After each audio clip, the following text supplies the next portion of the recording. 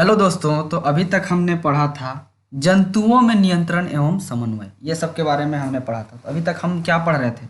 जंतुओं के बारे में पढ़ रहे थे कि उसमें नियंत्रण और समन्वय कैसे होता है। ठीक है, वो अपने शरीर को किस तरह से कंट्रोल करते हैं। ठीक है, कब कैसे बिहेव करना है, वो सारी चीज़ें को हमने पढ़ चुका है। ठीक है, अभी पढ़ना है कि पौधों में जो पौधे होते हैं, पेड़ पौधे जो होते हैं, वो कैसे अपने आप को नियंत्रित करते हैं, उनके अंदर नियंत्रण कैसे होता है और समन्वय कैसे होता है, ये पढ़ना है। ठीक है, तो अभी पौधों के बारे में स्पेशली जानना है। इनके जितने भी हार्मोन होंगे वो कैसे काम करते हैं, उनके बारे में भी समझते हैं और उनका काम क्या होता है वो समझते हैं। ठीक है, तो यहाँ पे सिंपल सा है कि पौधों में नियंत्रण एवं समन्वय का कार्य पादप हार्मोन, जिसे फाइटो हार्मोन्स भी कहा जाता है, के द्वारा होता है। तो देखिए, पौधा में जो नियंत्रण एवं समन्वय जो होता है वो किसके द्वारा होता है? फाइटो हार्मोन्स के द्वारा। ठीक है, ये काम करता है, इसके द्वारा होता है। विविध पादप हार्मोन वृद्धि, विकास तथा पर्यावरण के प्रति अनुक्रिया के समन्वय में सहायता करते हैं। तो देखिए, आदमी में क्या होता था कि हम जैसे कि हमारे अंदर बहुत तरह तरह की ग्रंथियां थी, बहुत तरह तरह की ग्रंथियां अलग अलग तरह के हार्मोन रिलीज करते थे। ठीक है, तो एक दूसरे से कनेक्टेड था, तो वहाँ से क्या होता था, ट्रांसफ़र होता था। उसके मदद से पता चलता था, वो नियंत्रित करते थे। ठीक है, कि वहाँ से दिमाग के पास गया, दिमाग फिर उसको ये किया, उस तरह से किया जाता था। लेकिन पेड़ पौधा में क्या होता है कि उस तरह का कोई ग्रंथि नहीं है। पेड़ पौधा में कोई भी ऐसा ग्रंथि नहीं है जो एक क्या बोलते हैं, एक तरह का ये क्या रिलीज करेगा, हार्मोन रिलीज करेगा। ठीक है, तो इसमें हम देखते हैं कि पेड़ पौधा के बारे में भी जानेंगे कैसे इनमें नियंत्रण होता है। ठीक है, तो पादप दो भिन्न प्रकार की गतियां दर्शाते हैं। तो देखिए कि इनमें जो भी नियंत्रण और समन्वय का काम होता है वो किससे होता है? पादप का गति द्वारा या फिर उसका गति के ना भी होने पे। ठीक है, तो अभी देखते हैं वृद्धि से मुक्त ये गतियां वृद्धि पर निर्भर नहीं करती हैं, जैसे छुई मुई के पौधे का स्पर्श से सिकुड़ जाना। देखिए, एक होता है कि ठीक है, एगो पेड़ है भैया, पेड़वा बड़ा हो रहा है। ठीक है, पेड़ है मान लीजिए, ठीक है, ये बड़ा हो रहा है, तो मान लीजिए बड़ा होते जा रहा है धीरे धीरे, तो उस पर नियंत्रित होगा, बड़ा होने पे नियंत्रित होगा। ठीक है, लेकिन एक होता है कि वृद्धि से मुक्त, पेड़ बड़ा नहीं हो रहा है, उससे नियंत्रित कैसे हो रहा है। वैसे पौधे जो होते हैं उनका नियंत्रण कैसे होता है? तो ये गतियां वृद्धि पर निर्भर नहीं करती। तो जो भी पेड़ का वृद्धि हो रहा है ये उस पर निर्भर नहीं करता है। ठीक है, अभी देखिए कि जैसे छुई मुई का एक पौधा होता है, सिकुड़, अभी उसको आगे हम समझाएंगे, सिकुड़ जाता है, उसको पकड़िएगा तो सिकुड़ जाता है। तो क्या हुआ कि उसको बाहर से हमने टच किया तो वो क्या किया?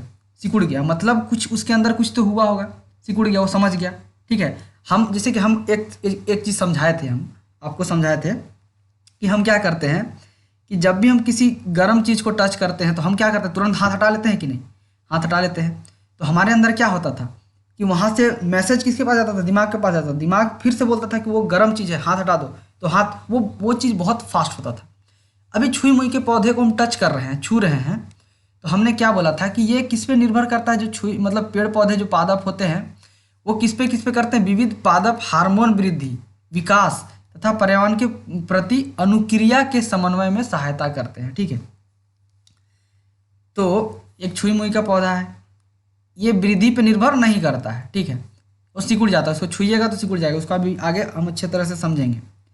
वृद्धि पर आश्रित पौधों में होने वाली ये गतियां वे गतियां होती हैं जो पौधों के कायिक भाग में गतियों को दर्शाती हैं, जैसे प्रतान की गति, पौधे का प्रकाश की ओर की गति और जड़ों का जल की ओर की गति। अभी ये समझेंगे, तो इन चीज़ों पे निर्भर करता है। ठीक है, ये दो चीज़ों पे कैसे पेड़ पौधे जो होते हैं एक दूसरे को अपने अपने आप को नियंत्रण करते हैं, समन्वय करते हैं, वो देखते हैं। ठीक है, तो एक एक करके समझते हैं। वृद्धि से मुक्त गति। ठीक है, जो वृद्धि पौधे का जो वृद्धि है उसके मुक्त गति, मतलब कहने का मतलब क्या हुआ कि एक होता है कि पौधे किसी अपने आप को नियंत्रित कर रहे हैं, मतलब क्या हुआ कि पौधे बड़े हो रहे हैं, उनका वृद्धि हो रहा है, उसके वजह से नियंत्रण हो रहा है, एक वो होता है। लेकिन ये होता है ये वृद्धि के द्वारा नियंत्रित नहीं हो रहा है, ठीक, उसके मुक्त। ठीक है, तो छुई मुई का भी उदाहरण हमने देखा था, छुई मुई के पौधे में गति। जब हम छुई मुई के पौधे को स्पर्श करते हैं तो अनुक्रिया के फलस्वरूप अपने पत्तियों में गति करता है, ठीक है, अपने पति में वो गति करेगा, ठीक है। यह गति वृद्धि से संबंधित नहीं है। यह गति किससे संबंधित नहीं है? वृद्धि से संबंधित नहीं है। वो पेड़ का मतलब जो पौधा है उसका वृद्धि से संबंधित नहीं है। उसको छुइएगा तो वो अपने आप को सिकुड़ लेगा, ठीक है। हमने पढ़ा था जो जीव जंतु होते हैं उनमें उद्दीपन कैसे होता था, ठीक है। अभी हम पादप में पढ़ते हैं। पादपों में उद्दीपन के प्रति तत्काल अनुक्रिया, ठीक है। तो पादप में जो उद्दीपन होता है उसके द्वारा अनुक्रिया कैसे होता है, यहाँ पे देखते हैं। पादप स्पर्श की सूचना को एक कोशिका से दूसरी कोशिका तक संचारित करने के लिए वैद्युत रसायन का साधन का उपयोग भी करते हैं। अभी देखिए, हम क्या बोलते थे कि हमारे शरीर में जो होता था, जैसे मनुष्य का शरीर हो गया, जीव जंतु का शरीर हो गया, वहाँ से किसी सूचना को एक जगह से दूसरी जगह से पहुँचाया जाता था, ठीक है। यहाँ पे जो पादप होते हैं ये भी क्या करते हैं कि एक सूचना को दूसरे जगह तक पहुँचाने के लिए वैद्युत रसायन का इस्तेमाल करते हैं, ये साधन का इस्तेमाल करते हैं, ठीक है। लेकिन जंतुओं की तरह पादप में सूचनाओं के चालन के लिए कोई विशिष्टीकृत उत्तक नहीं होते हैं। जैसे कि जंतु जो होते थे, हम लोग आदमी होते थे, उनमें क्या होता था, उत्तक होता था, उसके द्वारा सूचना को पहुंचाया जाता था एक जगह से दूसरे जगह। लेकिन जो पेड़ पौधे होते हैं, पादप होते हैं, उनमें नहीं होता है, ठीक है। उनमें क्या नहीं होता है, उत्तक नहीं होता है। तो ये वैद्युत रसायन का साधन का इस्तेमाल करते हैं, ठीक है। पादप कोशिकाओं में जंतु पेशी कोशिकाओं की तरह विशिष्टीकृत प्रोटीन तो नहीं होती हैं, अपितु वे जल की मात्रा में परिवर्तन करके अपनी आकृति बदल लेती हैं, ठीक है।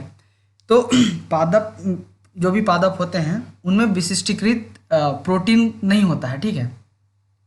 तो देखिए, कोशिका पेशी में प्रोटीन नहीं होता है, लेकिन ये क्या करते हैं, प्रोटीन की जगह में क्या करते हैं, इनके अंदर जो जल होता है, वो पानी होता है, उसी को कम करके बढ़ा करके वो अपने आकार को बदल लेते हैं। पेड़ पौधा जो होते हैं उसमें प्रोटीन की वजह से नहीं होता है, ठीक है, नियंत्रित। ये होता है नियंत्रण जल की वजह से होता है। अपने आप को, अपने जल को बढ़ा लेते हैं तो फूल जाता है, जल को कम कर लेते हैं तो सिकुड़ जाता है। ये अभी समझेंगे। परिणाम स्वरूप फूलने या सिकुड़ने में उतना आकार बदल जाता है, तो ठीक है, वो सिकुड़ता है, फूलता है, उसमें आकार बदल जाता है। तो देखिए कि ये देखिए, यहाँ पे देखिए छुई मुई का एक पौधा है, ठीक है, ये वाला, ये छुई मुई का पौधा है। आप लोग देखे होंगे, अपने घर तरफ भी देखे होंगे। तो यहाँ पे होता क्या है, कैसे ये सिकुड़ जाता है, फिर कैसे अपने आप फूल जाता है, ये समझते हैं। देखिए, ये जैसे कि इसको एक तना मान लीजिए, यहाँ से ऐसे गया है, पत्ता है ऐसे, ठीक है, ये पत्ता है, ये पत्ता है, ये पत्ता है, ये सब पत्ता है पेड़ का, ठीक है, ठीक है, ये सब पत्ता है, ठीक है। तो होता क्या है कि जैसे ही यहाँ से हाथ लगाइएगा, इसमें हाथ लगाइएगा, तो क्या होगा कि पहले पानी भरा हुआ था, अब हाथ लगाएगा तो सब पानी किधर चला जाएगा, इधर चला जाएगा। पानी जैसे ही कम होगा ये पत्ता में, तो ये पत्ता क्या हो गया, सिकुड़ जाएगा, ठीक है। और फिर कुछ देर के बाद क्या होगा, पानी फिर से पत्ता में आ जाएगा, तो फिर से ये पत्ता फूल जाएगा। फिर से अगर पानी लगा, हाथ लगाइए, तो फिर से पानी, इसमें जो जल मौजूद है, ये सब जल किधर चला जाएगा, इधर चला जाएगा, वो इधर चला जाएगा, इधर, तो ये फिर से सिकुड़ जाता है। तो छुई मुई का पौधा वृद्धि पे निर्भर नहीं करता है, ठीक है। अगला जो है उदाहरण, अगला जो है वृद्धि पर आश्रित गति। जितने भी गति होते हैं वृद्धि पे आश्रित, अभी हम इसको समझते हैं। पहला है कि प्रतान की गति, ठीक है। दूसरा है अनुवर्तन। अनुवर्तन के अंदर बहुत सारे आते हैं, जैसे कि प्रकाशानुवर्तन, ठीक है। प्रकाशानुवर्तन में क्या होता है, आप यहाँ पे देखिए, ये उदाहरण देखिए, यहाँ पे एक पौधा को लगाया गया, एक्सपेरिमेंट ये दिया गया है, एनसीईआरटी किताब में भी दिया गया होगा। तो यहाँ पे क्या किया गया है कि इस पौधा को पूरे अंधेरे में रखा गया है, ठीक है, पूरे अंधेरे में रखा गया है, और इधर से वो खिड़की खोल के से सूरज की रोशनी आने दिया गया, और देखा कि पौधा सूरज का रोशनी जिस तरह से आ रहा है उसी तरह से अपने आप को मोड़ लिया। यहाँ पे देख लीजिए, ठीक है। इसको थोड़ा सा कलर चेंज करके बताते हैं। तो यहाँ देखिए, इधर की ओर मुड़ जा रहा है, इधर की ओर मुड़ जा रहा है, यहाँ पे देखिए, ये वाला, ठीक है। इसी को बोलते हैं प्रकाशानुवर्तन, ठीक है। उसी तरह से होता है गुरुत्वानुकर्तन, ठीक है, वर्तन, ठीक है।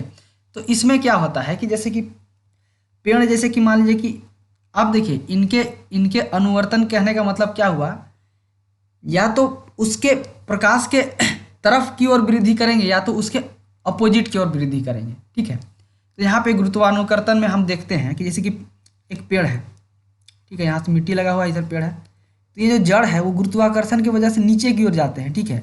लेकिन ये तना है ऊपर जाता है, गुरुत्वाकर्षण के विपरीत जाता है, ठीक है। तो तना का भी वृद्धि हो रहा है, जड़ का भी वृद्धि हो रहा है। जलानुवर्तन। तो रसायन, कुछ भी रसायन के तरफ ये वृद्धि करते हैं, ठीक है। जलानुवर्तन, तो जलानुवर्तन में यहाँ पे एक उदाहरण ये वाला देख लीजिए। यहाँ पे जो जल है यहाँ से, ठीक है, कीप है, यहाँ मिट्टी है, तो इस इधर जल की मात्रा ज़्यादा है। तो अब देखिए जो जड़ है इधर इधर इधर की ओर जा रहा है, इधर की ओर जा रहा है, मतलब किधर जा रहा है, जल की ओर जा रहा है। उसी जगह पे ये जो तना है, तना ऊपर की ओर जा रहा है, ठीक है, जल की ओर नहीं जा रहा है, ठीक है। तो ये जितने सारे जो उदाहरण जो दिए गए हैं, एक्सपेरिमेंट जो है, किस पे निर्भर कर रहा है, ये वृद्धि पर आश्रित गति है। मतलब क्या हो रहा है, इसमें जो भी अनुक्रिया हो रहा है, ठीक है, जो भी परिवर्तन हो रहा है, वो क्या हो रहा है, वृद्धि हो रहा है उस चीज़ का। जैसे जड़ जड़ में अनुक्रिया हो रहा है तो जड़ का वृद्धि हो रहा है। उसी तरह से यहाँ पे इस उदाहरण पे देखिए, एक बार इसको मिटा देते हैं, ठीक है। तो ये उदाहरण पे देखिए, यहाँ पे पेड़ बढ़ रहा है, इधर की ओर जा रहा है, तो क्या हो रहा है, पेड़ का वृद्धि हो रहा है, ठीक है।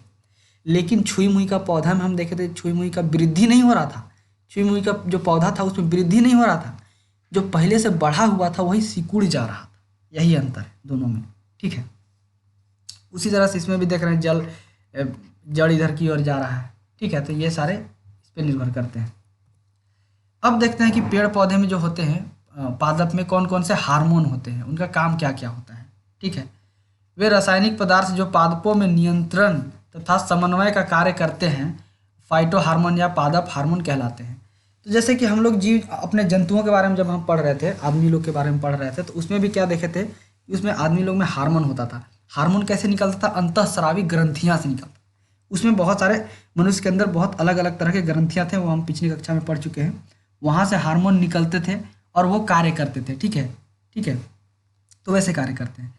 पेड़ पौधे में भी हम पढ़ेंगे। तो पहला जो हार्मोन है ऑक्सिन। तो ऑक्सिन का काम क्या होता है कि पौधों में कोशिका विवर्धन तथा कोशिका विभेदन को बढ़ावा देते हैं। तो ये ऑक्सिन हार्मोन जो है, इनका पहला काम क्या है कि विवर्धन एवं विभेदन का बढ़ावा देते हैं। जो पौधे में जो कोशिकाएं होती हैं, पौधे की कोशिकाएं, सेल जिसको बोलते हैं, उनका विवर्धन एवं विभेदन का काम करते हैं, उन पर बढ़ावा देते हैं। ऑक्सिन फलों की वृद्धि को बढ़ावा देते हैं। तो पेड़ पौधा का जो फल होता है, बड़ा होता है, वो किसकी वजह से होता है, इस हार्मोन की वजह से होता है। किसकी वजह से, ऑक्सिन की वजह से, ठीक है। कोशिकाओं की लंबाई में वृद्धि करते हैं। तो जो कोशिका होते हैं पेड़ पौधे के, वो कोशिकाओं के लंबाई बढ़ते हैं, उनका लंबा होना किस पे निर्भर करता है, ये ऑक्सिन के निर्भर करता है। दूसरा है जिब्रेलिन, ठीक है। तो जिब्रेलिन का क्या काम होता है, ऑक्सिन की उपस्थिति में जिब्रेलिन पौधे में कोशिका विवर्धन तथा कोशिका विभेदन को बढ़ावा देते हैं। तो ये भी ऑक्सिन की उपस्थिति में ये भी वही काम करते हैं जो ये ऑक्सिन काम करता है। मतलब क्या करता है कि जो पौधे का जो कोशिका होते हैं, उनमें विवर्धन तथा विभेदन का काम करते हैं, उनको बढ़ावा देते हैं, ठीक है। फलों तथा तनों की वृद्धि को बढ़ावा देते हैं। तो ये जो जिब्रेलिन है वो फल और तना दोनों को वृद्धि का बढ़ावा देता है। मतलब इसके वजह से फल भी बड़ा होता है। मान लीजिए इतना छोटा फल था, पहले बड़ा हो गया, फिर बड़ा हो गया, ठीक है, इसको बढ़ावा देते हैं। और तना हो गया, तना किसको बोलते हैं, जैसे मान लीजिए कोई पेड़ है ऐसे, ठीक है, ये पेड़ है यहाँ पे है, इसको तना बोलते हैं। ये वाला भाग को क्या बोलेंगे, तना। इसको भी बड़ा होने में बढ़ावा देता है, ठीक है। तीसरे नंबर पे आता है साइटोकाइनिन, ठीक है। साइटोकाइनिन का क्या है, पौधे में कोशिका विभाजन को बढ़ावा देते हैं। तो पौधे में जो भी कोशिका होते हैं, उनका विभाजन जो होता है, उनको ये बढ़ावा देते हैं। कौन, साइटोकाइनिन। फलों को खिलने में सहायता करता है। जो फल होता है, फूल होना चाहिए यहाँ पे, जो फूल होता है वो खिलता है, देखते हैं उनको खिलने में सहायता करता है, उनको मदद करता है, ठीक है। तो इसके वजह से, साइटोकाइनिन की वजह से फूल खिलते हैं, कोशिका विभाजन होता है, ये सब होता है, ठीक है। अब पढ़ना है, अब चौथा नंबर पे जो है एब्सिसिक अम्ल। तो एब्सिसिक अम्ल का काम क्या होता है, पौधे में वृद्धि को रोकना, नियंत्रित करना। देखिए अभी हमने भी पढ़ा था पिछली कक्षा में, जो जंतुओं के बारे में हम पढ़ रहे थे, तो उसमें भी एक हार्मोन था जो क्या करता था कि किसी भी चीज़ को कंट्रोल करता था, अलग अलग हार्मोन को कंट्रोल करता था। मतलब क्या होता था कि कोई भी हार्मोन बहुत ज़्यादा निकला तब भी नुकसान होगा, जो बहुत कम निकला तब भी नुकसान होगा। उसी तरह से पौधे का वृद्धि बहुत ज़्यादा होने लगेगा तब भी नुकसान हो जाएगा। तो उसको नियंत्रित कौन करता है, एब्सिसिक अम्ल नियंत्रित करता है कि नहीं भाई, न ज़्यादा बढ़े न कम बढ़े, ठीक है, मतलब एक नॉर्मल रहे, ठीक है। तो ये काम करता है। तो पौधों में जल ह्रास को नियंत्रित करता है। जल ह्रास कहने का मतलब क्या हुआ कि पौधे से जो जल होते हैं इवापोरेट होते हैं, बाहर की ओर निकलते हैं, ठीक है, किसके रूप में, भाप के रूप में। तो वो जल ज़्यादा ह्रास ना हो जाए उसको भी नियंत्रित करता है। मान लीजिए कि ये पौधा है, इसे पौधा है, यहाँ मिट्टी लगल है, इन्हें पौधा है, तो क्या होता है, जल का ह्रास होता है इसी से, ठीक है। यहाँ से पानी निकलता है H2O, जल का ह्रास होता है। तो ये बहुत ज़्यादा जल का ह्रास होगा तो ये पौधा सूख जाएगा। उसके बाद क्या होगा, इसमें पानी की ज़रूरत होती है जो नियंत्रित नहीं कर पाएगा खुद को, क्योंकि पौधे अधिकतर अपने आप को नियंत्रित किससे करते हैं, जल के माध्यम से करते हैं, जल की सहायता से करते हैं। तो इसको नियंत्रित करके रखना है, मतलब न ज़्यादा ह्रास होना चाहिए, उसको बचा के रखना है, ठीक है। तो ये काम कौन करता है, एब्सिसिक अम्ल करता है। पौधों में प्रोटीन के संश्लेषण को प्रोत्साहित करना, जो पौधे में जो प्रोटीन मौजूद होते हैं उनका संश्लेषण करना, उनका संश्लेषण का को प्रोत्साहित करने का काम किसका, एब्सिसिक अम्ल का है, ठीक है। आगे है एथिलीन। इथिलीन, यह फलों को पकने के लिए प्रेरित करता है। जो भी फल होते हैं, पौधे में फल लगे होते हैं, वो पकते हैं धीरे धीरे। शुरू में तो कच्चा होते हैं, आम खाइएगा तो बहुत खट्टा लगेगा, फिर धीरे धीरे छोड़ दीजिएगा उसको तो अपने आप पक जाएगा। तो वो किसके माध्यम से होता है, इथिलीन के माध्यम से, यही कंट्रोल करता है इथिलीन साहब, ठीक है। मादा पुष्पों की संख्या बढ़ाता है, तो मादा में जितने भी पुष्प होते हैं, फूल होते हैं, उनकी संख्या को बढ़ाना, ठीक है, ये भी काम होता है इथिलीन का। तनों को फूलने में सहायता करना, जो तने होते हैं, ये वाला पार्ट होता है, ये फूलता है, मोटा होता है, मतलब किसके ये से होता है, ये इथिलीन के, इथिलीन इसको नियंत्रित करता है, ठीक है, इसके माध्यम से होता है, ठीक है। तो आप क्या कीजिएगा, किताब को बहुत अच्छे से पढ़ लीजिएगा, एनसीईआरटी का, ठीक है, बहुत अच्छे से समझ में आ जाएगा। यहीं से ये चैप्टर खत्म होता है। धन्यवाद।